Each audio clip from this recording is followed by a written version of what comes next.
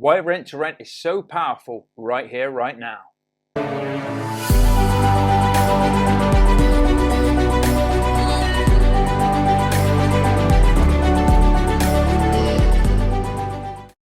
Hello, my name's Mark Fitzgerald. It's great to have you joining us here at the Property Unleashed.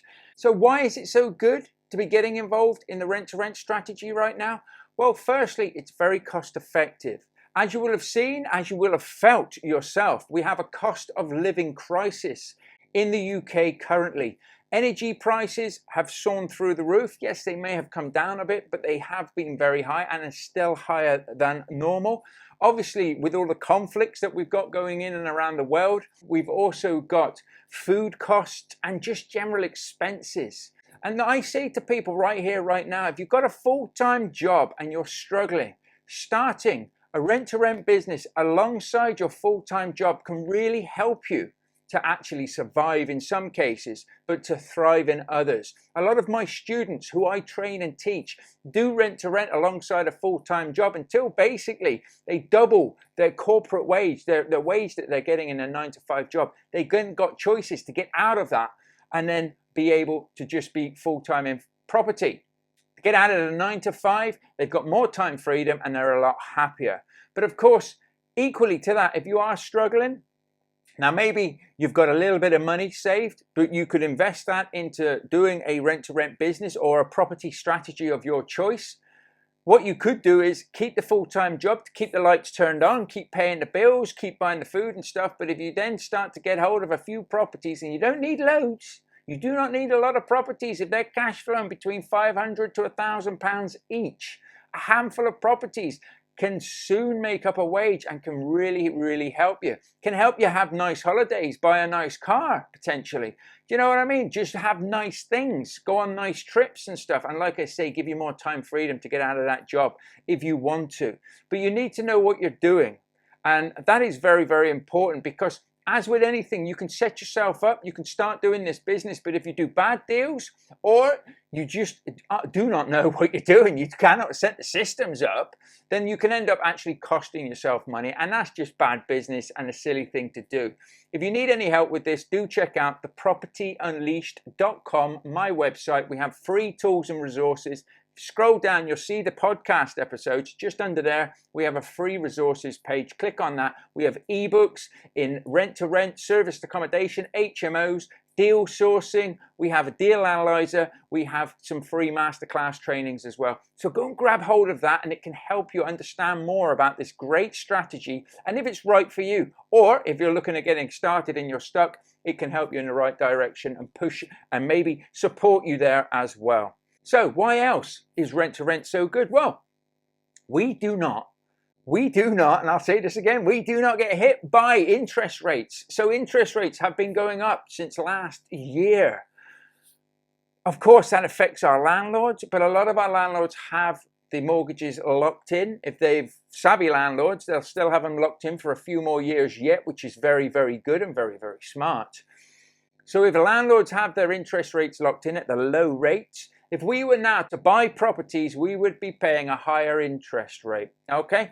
So we don't have to do that. We don't have to find deposits, and we don't have to worry about getting costly mortgages at the moment. We can babysit the landlord's mortgage, so to speak. So it's good to try and work with people like that. The other thing is, if people have buy-to-lets, single-let properties, you can potentially go in there. Now, as long as you know, again, what you're doing and you do it in the right manner, you can take on a single let property, you can repurpose it for potential serviced accommodation, short-term rentals, and you can earn more profit from that property. In turn, the landlords can earn more profit as well. So it can help landlords that are in need, that are struggling, that are thinking of selling their properties right here, right now. We can help them make their properties more profitable using the rent-to-rent strategies. And there are plenty of landlords out there right here, right now, that need our help, that are struggling with this, that are looking to sell their properties. But it's a vicious circle right now, because you'll see a lot of properties going up with estate agents. They're going up to be sold, but they're not selling. because the interest rates are high, people are struggling to get mortgages. They're struggling to stack deals when they're just looking at vanilla buy-to-lets or potentially even just getting a mortgage to move into the properties themselves. The landlords still have to pay their mortgages, still have to pay their rates. So there's a lot of motivated people out there right now that are looking to work with it. It is a golden time right here, right now, to be getting involved in these two strategies. So I have the Rent-to-Rent Business Builder, which helps you with HMOs, and we have the Ultimate Serviced Accommodation, which will help you setting up serviced accommodation. Both of these show you how to get deals and also how to systemize your businesses to be very, very profitable. Again, you can find those at thepropertyunleashed.com. But there's a lot of people out there that need our help, and that is why I'm telling you about this, because you have the opportunity to be able to go out there and help them. Also, to be able to go out there and help yourself as well and be a profitable business. Okay, where there's uncertainty, there's always opportunity. But we're not looking at taking advantage of people in need. We're looking to help people in need. Now, not everybody's going to want our help.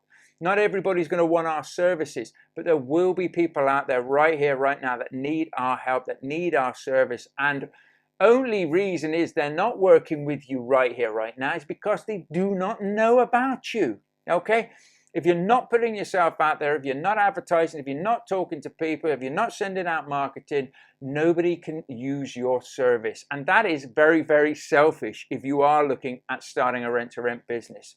So as I say, it's a great time to be getting out there, supporting and helping landlords. There's still massive, massive demand for accommodation in this country. Okay, we do not have enough homes, enough houses for people to live in. That's why HMOs are working so well, and we want to be a sort of a high-end HMO as well to attract the right sort of tenants, to attract the right sort of people there.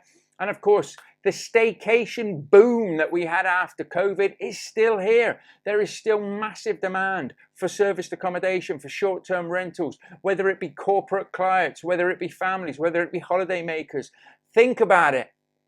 There are people selling their properties that are in the chain. So they need to sell their property to buy a property. Now, potentially, they might have bought a property and they need to sell theirs, but they're in limbo. They have to move out of their house, okay, to make it all happen, or because something's fallen through. Well, those guys and girls right now would love to stay in your short-term rental property for potentially a month or 2 months or 3 months. But they can't because you haven't set it up yet, because you haven't gone out there and you haven't found the deals that you need in your business. Okay, so there are loads and loads of opportunities. I mean, I'm just touching on a few opportunities that are out there right here, right now.